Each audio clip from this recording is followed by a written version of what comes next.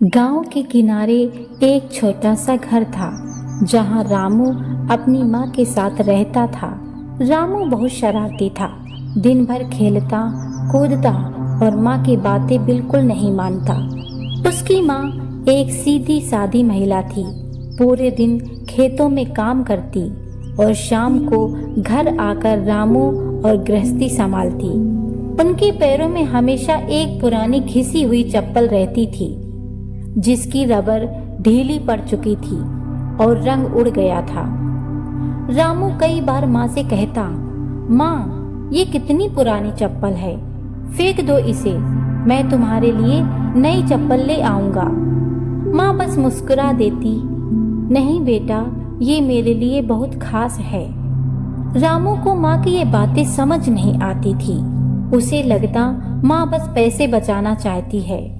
कभी कभी वह गुस्से में आकर माँ की चप्पल कहीं छिपा देता, पर माँ उसे ढूंढ ही लेती।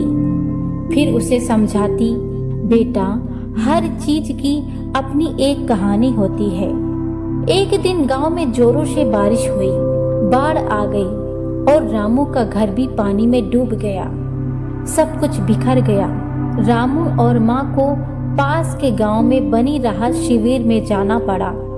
वहां कई लोग थे, सब अपने अपने नुकसान का रोना रो रहे थे। रामू उदास बैठा था। तभी उसकी नजर अपनी माँ पर पड़ी। माँ अपने गीले कपड़ों में एक कोने में बैठी थी और उनके हाथ में वही पुरानी घिसी हुई चप्पल थी। माँ उसे बड़े प्यार से सहला रही थी। रामू से रहा नहीं गया। वह माँ के पास गया और बोला, माँ इस पुरानी चप्पल में ऐसा क्या है जो तुम इसे अभी भी रखे हुए हो? सब कुछ तो चला गया, इसे भी छोड़ दो। माँ ने रामू की ओर देखा। उसकी आंखों में हल्की सी नमी थी।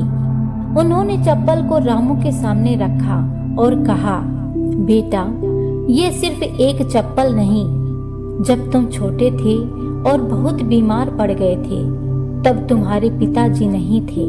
मुझे तुम्हें डॉक्टर के पास ले जाना था, लेकिन मेरे पास पैसे नहीं थे। उस समय मैंने इस चप्पल को गिरवी रख कर कुछ पैसे लिए थे और तुम्हें डॉक्टर के पास ले गई थी। इसी चप्पल ने तुम्हें नया जीवन दिया था। रामू ने ये सुनकर स्तब्ध रह गया। उसे याद आया बचपन में उसे एक बार तेज बुखार आया था और वह मौत के मुंह से वापस आया था। आज उसे समझ आया कि कैसे उसकी माँ ने अकेले उस समय मुश्किल घड़ी का सामना किया था।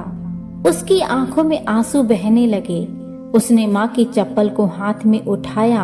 अब वह उसे सिर्फ एक पुरानी चप्पल नहीं लग रही थी, बल्कि उसे अपनी माँ का प्यार, उनका त्याग और उनका संघर्ष साफ दिख रहा था।